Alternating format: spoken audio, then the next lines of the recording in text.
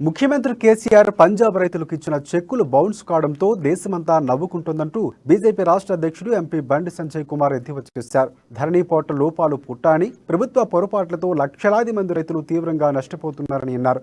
ప్రజా సంగ్రామ యాత్రలో భాగంగా నిర్మల్ నియోజకవర్గంలో పాదయాత్ర చేసిన బండి సంజయ్ నందన గ్రామస్తులతో ముచ్చటించారు.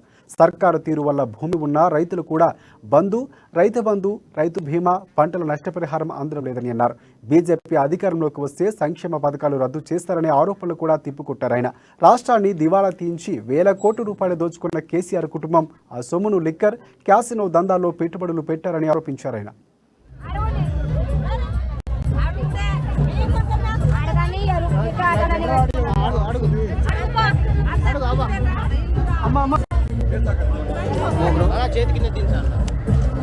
అన్న వైఫై ఉందా?